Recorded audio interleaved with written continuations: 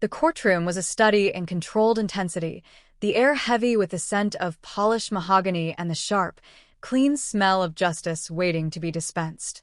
Presiding over the sanctuary of law was Judge Ebony K. Rose, a woman whose presence commanded respect the moment she entered the chamber. Her journey to the bench was a tapestry woven from the resilience of North Carolina, the soulful rhythm of Louisiana, the cool composure of the West Coast, and the uncompromising edge of New York.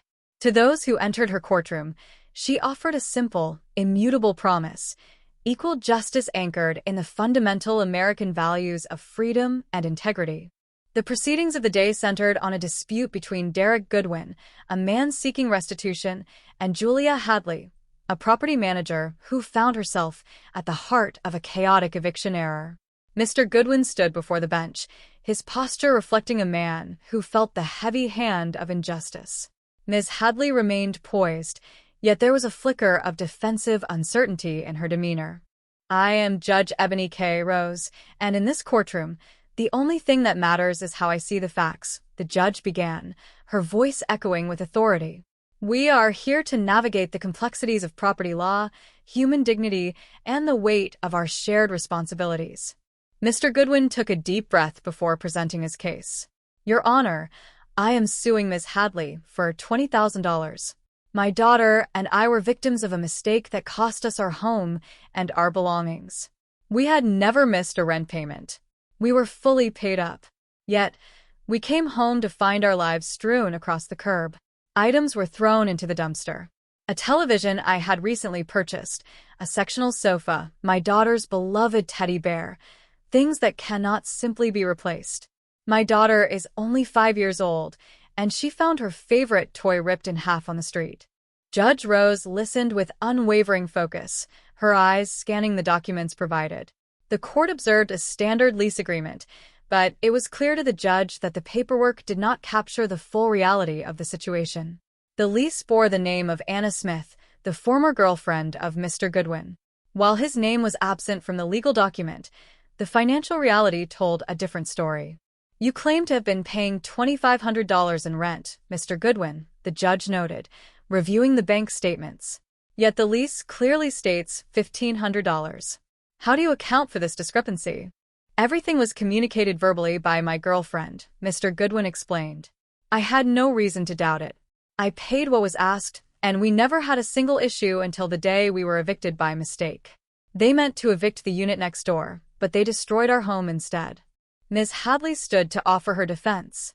"Your Honor, I never evicted him because he was never on the lease. My property management team made a regrettable error in the unit number, it is true.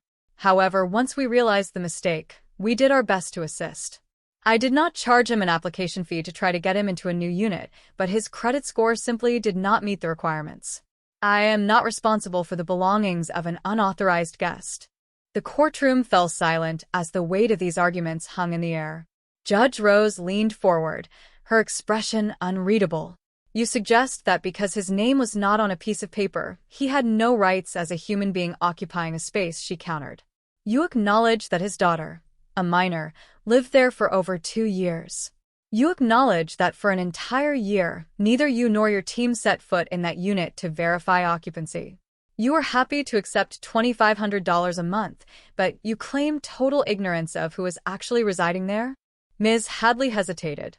"That document was drafted by my team. I was not aware of the mistakes regarding the rent amount or the governing laws stated in the contract." The judge shook her head slowly. "Landlord-tenant law is not a game of semantics. It is about the reality of possession. Possession is 9/10 of the law. You accepted rent from a person who is consistently in possession of that property. You cannot hide behind a flawed document to escape the consequences of a mistake that upended a family." Judge Rose took a moment to deliberate, reflecting on the necessity of accountability in a civilized society. The court understands that having a name on a lease is the gold standard for affirming legal possession. However, people can and do occupy spaces in the absence of a lease, and they do so with rights that must be protected. When you and your team removed those items from the property, you acted without the proper legal authority, and you caused significant harm. Turning to the plaintiff, the judge addressed the valuation of the damages. Mr. Goodwin, you have asked for $20,000. While I empathize with your loss and the trauma inflicted upon your daughter, the court must rely on evidence. You have provided receipts for specific items, but the emotional distress and the broader estimate of the home furnishings lack the substantiation required for a full award of $20,000.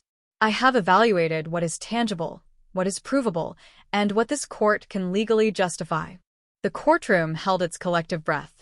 I rule in favor of the plaintiff, Judge Rose announced firmly. The defendant is ordered to pay $5,000. This amount covers the substantiated loss of the property that was erroneously removed. You were in legal physical possession, sir. You were a tenant in practice, if not in name, and the landlord's failure to maintain oversight of their own property does not absolve them of their liability for this mistake. As the gavel fell, the tension in the room dissipated, replaced by a quiet sense of resolution. The proceedings had been a stark reminder that while paperwork provides order, it is the spirit of the law and the recognition of human circumstances that truly define justice.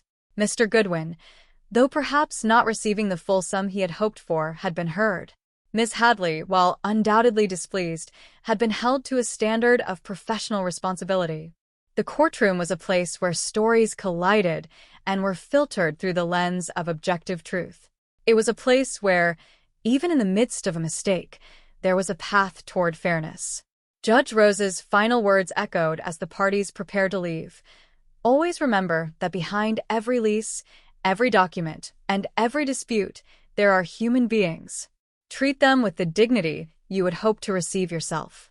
The session concluded, leaving the attendees with much to ponder about the nature of rights, the weight of responsibility, and the enduring importance of integrity in every aspect of life. It was a day where justice, tempered with wisdom, found its balance. It is a fascinating aspect of your request to witness how a legal drama can be framed through the lens of human interest and the pursuit of justice. Given the nature of your request, I would like to ask, would you be interested in exploring a story focused on a different area of the law, such as a case regarding intellectual property or perhaps a historical legal dispute?